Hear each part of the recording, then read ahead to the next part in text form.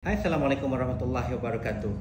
Okay, so hari ni kita nak kongsi sikit, kita nak bagi tip macam mana kita nak kenal ciri-ciri scammer, okay? So, first kali ciri-ciri scammer, mereka akan minta bayaran, activation fee ataupun mereka akan minta kita beli Razer card. Okay, itu pertama. Yang kedua, scammer akan menawarkan harga yang tak masuk akal, ribu-ribu, puluh-puluh ribu. Okay, so harga untuk barang yang kita tak beli macam ni, barang yang tak ada harga. So bila mana scammer tawarkan harga yang terlalu tinggi, yang tak munasabah, tak reasonable, so maksudnya itu jelas menunjukkan dia adalah scammer. Okay, so nombor 3 adalah scammer ni akan menggunakan kebanyakannya akan menggunakan nombor dari luar negara. Okay, bukan dari Malaysia. Kalau ada dari Malaysia pun maksudnya mereka ni keldai lah.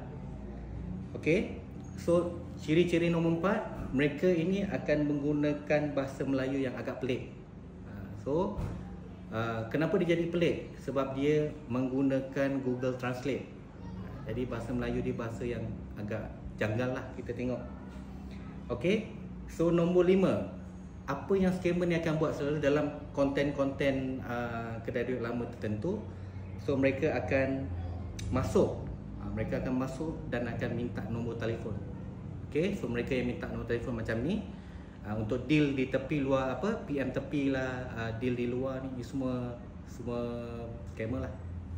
Okay, kita pastikan kita berurusan dengan kedai duit lama yang wujud, yang sah, supaya kita boleh datang walk in. Kalau macam ni okey, tak ada masalah. Okay, sekian, terima kasih.